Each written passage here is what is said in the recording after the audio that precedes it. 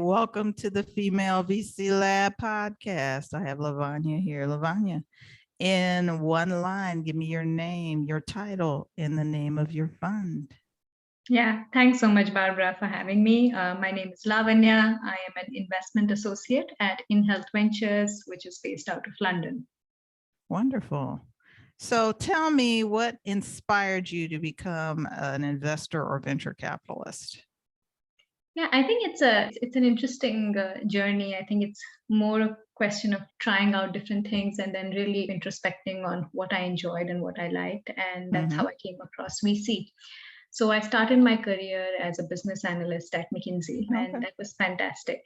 Picked up all the consulting toolkits. It was, intellectually challenging, great peer group, and then spent a year working for a leading newspaper and as part of its internal transformation and turnaround team.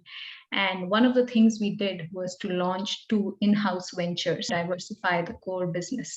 And that was just so exciting and so different and so humbling from what I had ever done before, because I think to actually have ownership of something and not just create a strategy for it was very different from what I was used to. And I said it was very grounding and humbling because nothing ever goes your way. And I think that's when I realized that I really wanted to be part of this, early stage venture ecosystem.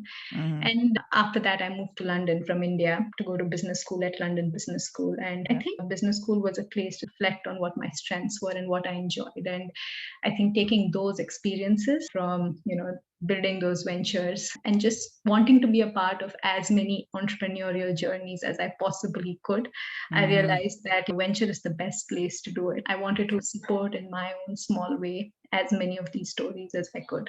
So yeah, that's how I found myself in venture capital. That's wonderful.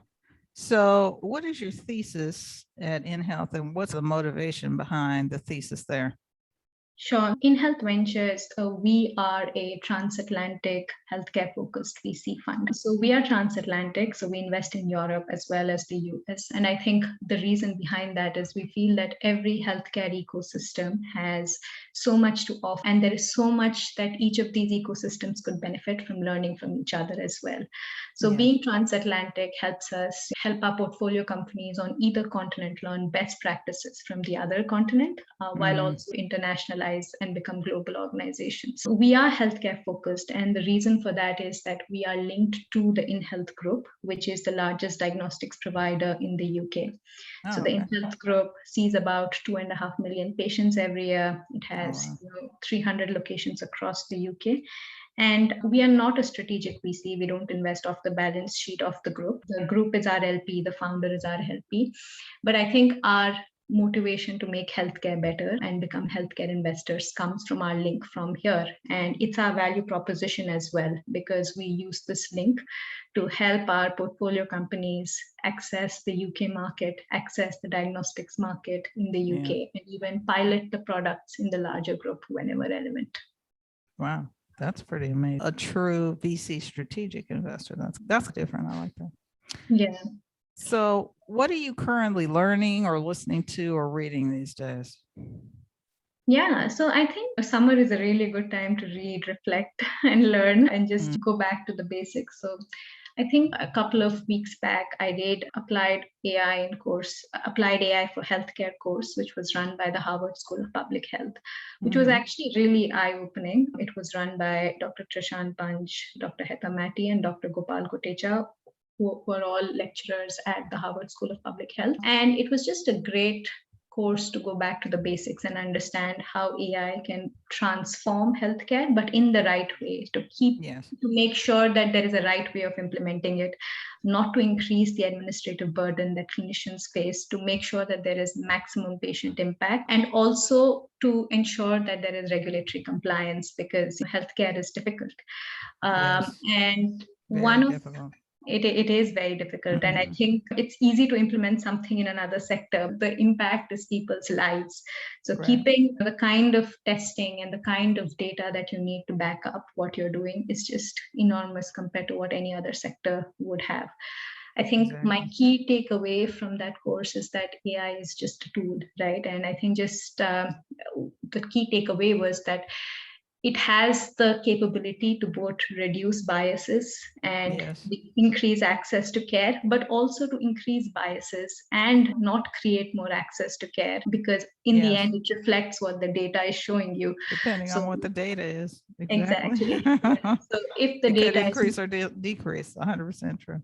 exactly. And I think that was just so eye-opening, right? So I think it's all about digging deeper and trying to understand that are the data sets representative, especially in healthcare where access to care has been something that has been brought up, especially during these times. Go back to those companies that you're looking at and just try and understand, are the data sets they're using representing, gender, race, sexuality, or anything that impacts healthcare outcomes? And where are they coming from? Are they geographically dispersed or not? So I think for me, it was really eye-opening to go back to the basics and learn from academics, from clinicians, from scientists, from regulators on all the implications that a technology like AI can have on healthcare. So yeah, it was great. And I think the one thing that I would recommend is that there was a HBR article written by some of the course coordinators called How AI Vendors Can Navigate the Healthcare Industry, which is a great starting point to even try and comprehend the complexities that the sector has. You touched on a few of it. The data could be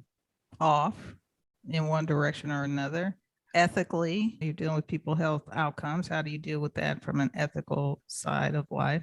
I don't know if they touched on that in the course, but that's another part of AI where you have to really be conscientious. Are we handling this information properly? Are we de-identifying things that need to be de-identified? Are we being thoughtful about how we're presenting the data? There's many aspects to AI and getting that kind of, I don't want to say, but in a positive way, more positive way, because AI can be equally as destructive as constructive.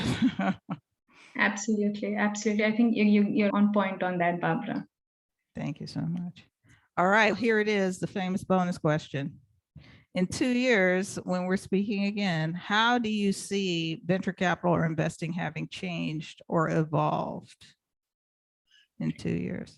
Oh, wow. In 2 years, I think things are evolving on a month by month basis as I see it. I think in 2 years, this is a question we hear a lot. I hope that we see investors, it's more representative, both from the entrepreneurs that we are investing in, as well as the people putting in the capital. I think that's something that really does need to change. The second thing is that I think it's no longer silos or bucket, small groups of people that we're investing in. I think innovation can come from anywhere. And I hope that we find really non-traditional means of finding these entrepreneurs who have talent, who come from non-traditional backgrounds and investing in. So I think that's something that definitely will change. And I think the first step to that is to create more access to the VC space. Right now, that it's almost very difficult when someone asks you, how do you become a venture capitalist? Everyone tells you need to do A, B, C, and D. Yeah, and I think, you got to go to these schools. You have to have this kind of background. You have really? Do you? Which I really think is not fair, because it's absolutely not fair. Yeah, it just creates the vicious cycles that don't allow capital to be accessible to everyone and to find those founders who are there doing incredible things. But the untapped founders, that's what I call them. Untapped, or the unknown founders as well. I have some words for them. Underrepresented, it's like they're just unknown, they're untapped, they're no one kind of, they're just there, but they're hidden gem people. Absolutely. And I think on that point, I genuinely think that in 2 years' time, all this opaqueness should go away, hopefully, right? Like it should be easier. What you need to do to become a VC is going to be much more hands-on, much more entrepreneurial, rather than like gold stars that you collect, which are hard, and it makes it inaccessible. So I think that's one thing that I hope, really changes in the next 2 years. And it's already happening. We have great organizations in the UK that are finding, there's something called Future VC here that we have, which finds people from non-traditional backgrounds and sort of seconds them into VC funds, and just the perspectives that they bring and the way that they think about things. Completely different. Yeah, it made me wonder. I think we're all in echo chambers and we need someone to come and like break those apart. Sometimes we're in an echo chamber. I'm glad you brought that up, because sometimes you are in an echo chamber, and having the different thinkings and the different kind of backgrounds helps to alleviate, de-risk that a little bit. So somebody can ask you, have you thought of it this way? As opposed to just the straight numerical or the always ROI centric. And I'm not saying don't return money to your LPs. I'm not saying that, FYI. What I'm Yeah. saying is it's beyond that now. I think a lot of people Yeah. are starting to recognize it's beyond that. There's a people aspect, there's an environmental aspect now, there's additional aspects Yeah. outside ROI that can help even increase your ROI. It's important to look at all the factors and not just the one.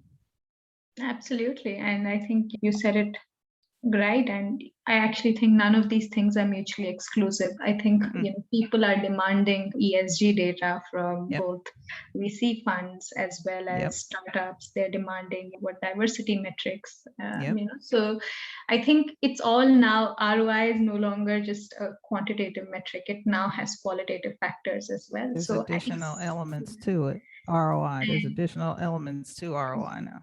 Exactly. And I think that it's those virtuous cycles versus vicious cycles. And I think we're really seeing the start of virtuous cycles building up. So yeah, I genuinely feel that the people will be investing in and the people investing the capital will be very different from what it is today. And it'll be great for the future.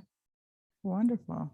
So how do people contact you? My email is on the InHealth Ventures website. There you go. Feel free to reach out to me if you're a founder building something in healthcare, or just someone who's passionate about healthcare with an idea that you want to brainstorm with. As a fund, we're always there to help founders on their really incredible journeys as early as we can.